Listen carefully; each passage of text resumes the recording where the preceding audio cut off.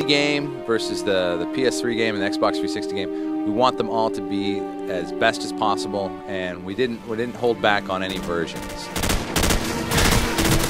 With multiplayer, you know, you've got dedicated servers and, you know, put on real fat pipes with lots of good bandwidth. So we've got on the box, we have 32 players for the PC version, but realistically, you're only held back by your bandwidth. So you could, you know, get as many players as you want as long as you got a screaming fast connection.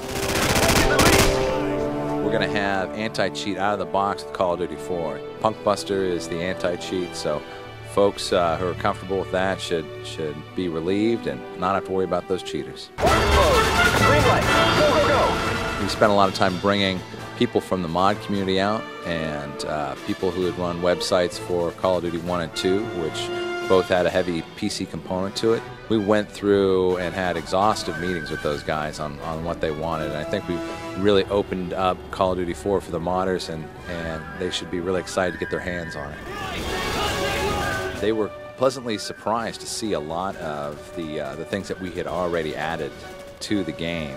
And some of them were saying that, you know, you're putting modders out of business here. I mean, just as an example, we have a gameplay mode called Hardcore. The PC community, the first thing they'll do is they'll mod and they'll put a realism mod in there for the Call of Duty game, which is like extreme lethality, no HUD, no regenerative health. And now they don't have to mod that, it comes right out of the box. And there's several things that you'll notice as a modder, you know, playing Call of Duty 4, and you're like, hey, you know what, I was doing this, you know, I was modifying Call of Duty 1, I was modifying Call of Duty 2, adding all of these things, and boom, I don't have to do that again. I can think about whole different kinds of mods now, since Infinity Ward has already included that stuff into the releasing product of Call of Duty 4.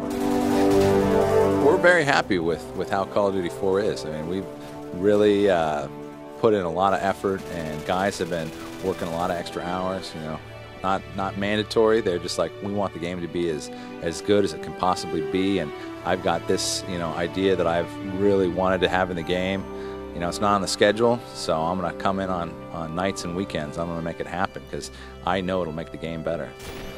I really can't wait for folks, you know, come this November, our PC fans, to actually crack open our copy of Call of Duty 4 Modern Warfare and have at it with their buddies.